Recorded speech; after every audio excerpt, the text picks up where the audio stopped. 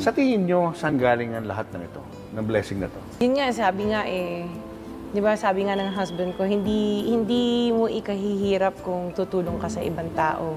Parang feeling namin yung tinutulong namin, yun yung nagiging blessing na pabalik sa amin. Feeling nga namin mag-asawa, parang ginawa kaming instrument ni Lord. Na kasi sobrang, pati kami na-overwhelm sa nangyayari sa buhay namin. Kasi never in your wildest dreams, makakaisip ko na magkakaroon kami ng ganito. Oo, parang nananaginip lang kami. Pero yung pagtulong namin sa tao, parang yun yung kung bakit kami nababalikan pa ng more. Parang yun yung feeling namin, good karma, parang ganon. Actually, parang sa akin, nararamdaman ko, baka sabi ko, mukhang may pagtawag pa si Lord sa amin. Baka mamaya itong mga bagay na ito ay pinahiram lang ni Lord sa amin para sa isang bagay na magamit namin, para isang next na uri ng pagtulong. Baka mamaya ito ang ginawa niyang paraan upang makatulong kami sa iba pang mga tao na talagang walang-wala dahil inisip ni Lord na kayo lang pwedeng makadama sa talagang tunay na kanilang damdamin at pinagdadaanan dahil napagdaanan nyo na ito.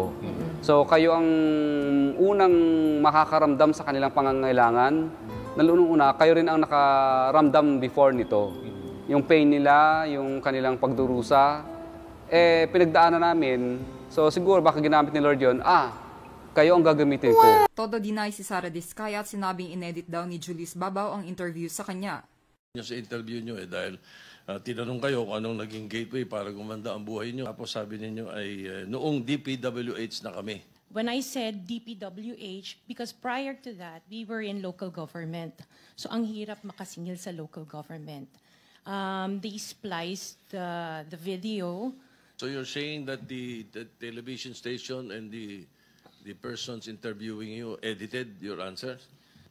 I think so, sir. Ano yung naging parang gateway para gumanda ang buhay ninyo?